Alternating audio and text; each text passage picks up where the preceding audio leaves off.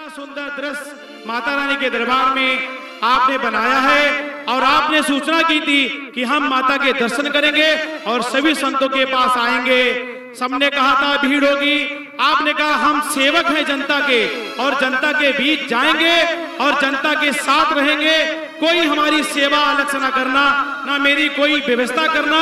हम एक आम इंसान हैं और जनता के सेवक हैं। जनता ने ही हमको चुना है, हम जनता के साथ ही रहेंगे।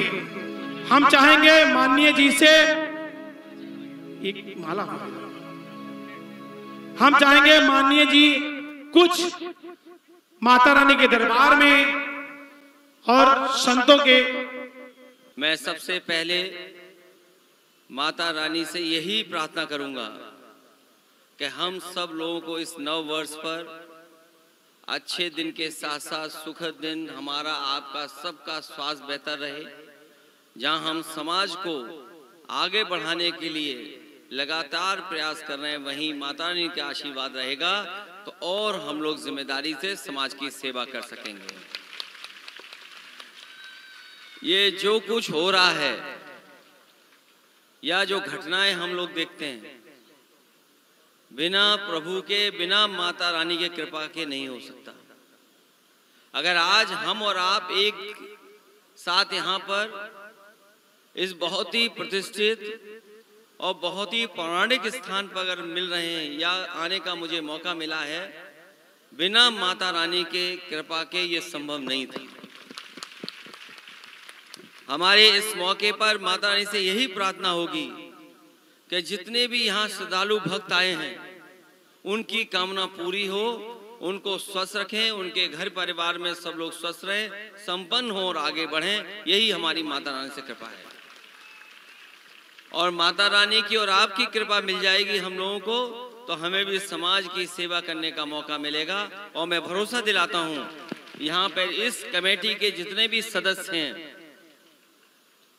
जहाँ पर आप अपने संसाधनों से इतना बड़ा आयोजन हर वर्ष करते हैं, मैं आपको भरोसा दिलाता हूँ कि बीच में जरूर हम और आपके बीच में संपर्क नहीं रहा है।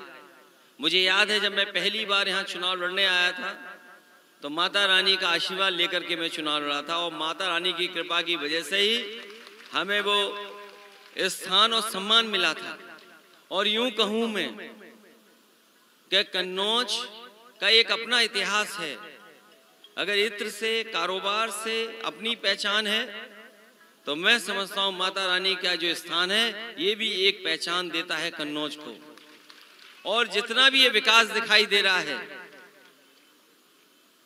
ये जो सड़क बनी है आगरा से लेकर के लखनऊ, ये मैं कह सकता हूँ न केवल अपने देश की बल्कि दुनिया की जो बेहतरीन सड़कें जब गिनी जाएंगी उसमें ये आपकी कन्नौज की सड़क नजर आएगी। ये भी माता रानी की कृपा है, बिना इसकी कृपा के संभव नहीं था।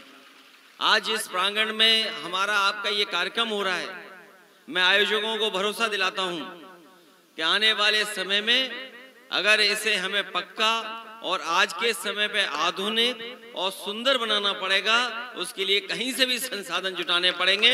इस माता रानी के इस पंडाल को सुंदर और भव्य बनाने का काम हम लोग मिलकर के करेंगे। इन्हीं शब्दों के साथ मैं कमेटी के सभी सदस्यों का धन्यवाद देता हूं जिन्होंने मुझे माता रानी का दर्शन करने का मौका दिया, उनका आशीर्वाद लेने का मौका मिला। इतने संत जो इकट्ठे हुए हैं, ये संभव ही नहीं था इतने संतों को एक साथ मैं मिल पाता और उनसे आशीर्वाद ले पाता। हमारा देश धार्मिक देश है, हमारा देश ऐसा देश है जैसे हम इस प्रांगण में देख रहे हैं कि रंग बिरंगे कपड़ों में हमारी माताएं बहनें हमें दिखाई दे रही हैं। हर एक माता बहन का जो शॉल का रंग है वो अलग है और जब सब एक साथ यहाँ बैठे हैं तब ये हमें पंडाल सुंदर और भव्य और अच्छा दिखाई दे रहा है। ऐसा ही हमारा समाज है, जब हम सब मिलकर के एक साथ सब रंगों को मिला देंगे तभी हमारे भारत के गुलदस्ते की सुंदरता बढ़ेगी। और हमें उम्मीद है भारत का जो गुलदस्ता है अनेक रंग का, एक रंग का ना होकर के अनेक रंगों का, उस गुलदस्ते को हम और सुंदर बेहतर बनाएंगे। आप सबका बहुत बहुत मैं आभारी हूँ, बहुत बहुत धन्यवाद देता हूँ। आप सभी लोग ध्यान दें, जोरदार तालियां बजा दें। माननीय जी अब हर साल आपके इस सचंडी महायज्ञ श्री राम कथा में और जो भागवत होगी, करना है अब हमको, हमें कैसा भारत चाहिए। समाजवादी अखिलेश के संग समाज के पथ पर आइए।